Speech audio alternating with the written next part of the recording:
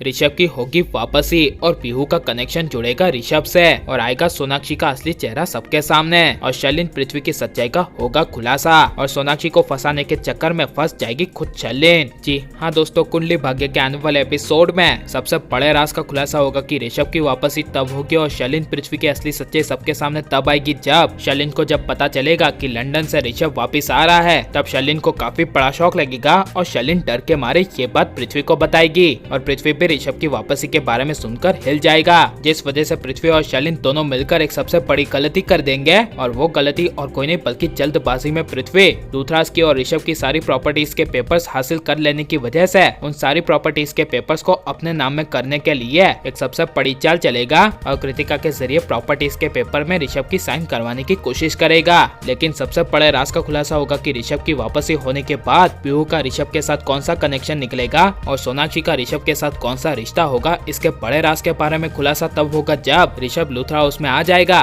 तब ऋषभ को काफी बड़ा शौक लगेगा जब ऋषभ को पता चलेगा कि करण प्रीता ने एक बच्ची को गोद लिया है और वो बच्ची और कोई नहीं बल्कि पीहू है। और सबसे बड़ा शौक तो तब लगेगा जब ऋषभ को पता चलेगा कि वो पीहू और किसी की नहीं बल्कि सोनाक्षी की बच्ची है। और ये सब जब ऋषभ को पीहू के बारे में पता चलेगा तब ऋषभ के पैरों तले जमीन खिसक जाएगी और ऋषभ के अतीत के राज का खुलासा होगा, जहाँ पर ऋषभ अपने परिवार की इज्जत बचाने के लिए और सोनाक्षी के पापा भी अपने परिवार की इज्जत बचाने के लिए करण सोनाक्षी की गलती की वजह से जो बच्ची इस दुनिया में आई थी उस बच्ची को और किसी ने नहीं बल्कि ऋषभ ने और सोनाक्षी के पापा ने दोनों ने समझौता करके पीहू को अनाथ आश्रम में रखवाया था और वही मुसीबत यानी कि पीहू इस घर में आ गई है। यह सब ऋषभ सोनाक्षी और पीहू से जुड़ा हुआ अतीत के राज का खुलासा होगा। लेकिन जब ऋषभ सोनाक्षी को घर में देखेगा तब ऋषभ के पैरों तले जमीन खिसक जाएगी, क्योंकि ऋषभ को पहले से ही सोनाक्षी के अतीत के बारे में पता होगा। और बड़े राज का खुलासा होगा कि सोनाक्षी की असली सच्चाई और उसका असली मकसद सबके सामने तब आएगा जब सोनाक्षी अकेली होगी। तब सोनाक्षी अकेले में नर्स को कहेगी कि मैं चाहती हूँ कि पीहू मुझे बहुत चाहे, जिसे सुनकर नर्स को शौक लगेगा और नर्स सोनाक्षी से पूछेगी कि उस बच्ची से इतना प्यार ऐसा क्यों।